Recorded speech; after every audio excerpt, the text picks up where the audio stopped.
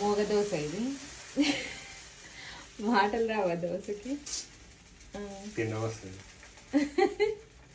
ఓ నోరు ఉంది కానీ తినడానికి, మాట్లాడడానికి కాదనమాట. అలాంటి దోశ ఇది. ఇప్పుడైతే మనం ఎగ్ దోశ అయిపోతాం. ఎప్పుడు వచ్చినాయిగా ఆల్రెడీ వేసినాం కదా అని వేసేటప్పుడు మాట్లాడకూడదు. అదే విత్తనాలు కొన్ని పెట్టేటప్పుడు మొక్కలకి చెప్పులు వేసుకోకూడదు, మాట్లాడకూడదు అని అంటారు.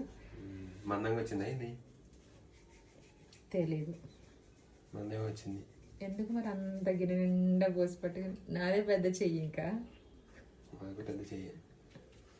పెద్ద చెయ్యి అంటే చెయ్యి పెద్దగా ఉంటే పెద్ద చెయ్యి కాదంటే ఇన్ని రోజులు చిన్నప్పటి నుంచి పెద్ద చెయ్యి పెట్టడంలో పెద్ద చెయ్యి.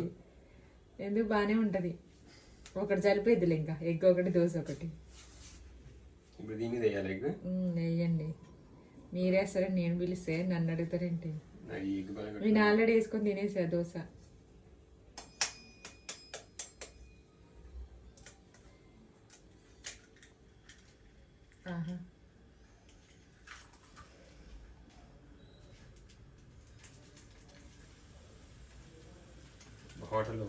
ఏంటి మొత్తం మీరు తిరుగుతున్నారేంటి? ఏంటది అసలు అన్ని వంకలు చెప్పొద్దు. ఆమ్లెట్ ఇట్లా కుచ్చితే దోశలు వేసి వస్తుంది.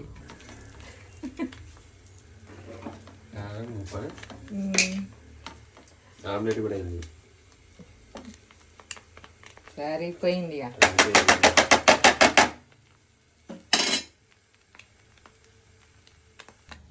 ఉప్పు ఎక్కువ తింటారు. ఒక చెంచా మొత్తం వేసుకున్నారు. ఇక నూనె దాంతో గిన్నెతో ఇట్లా దీని మీద వేసుకొని వేయాలి. స్పూన్లు మాకు ఇంకా పని రాలేదండి, బయటే ఉన్నాయి.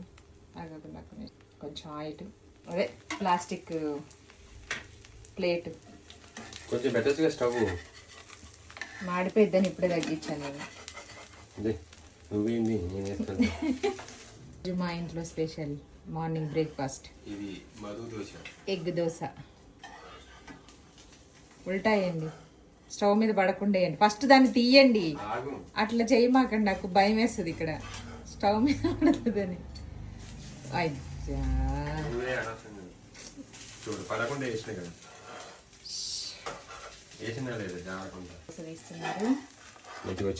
దోశ, వంకాయ టింకర ఎగ్ దోశ. ఇటువే బాగుంది. వేసుకొని తింటున్నారు. ఇప్పుడు తింటున్నారు.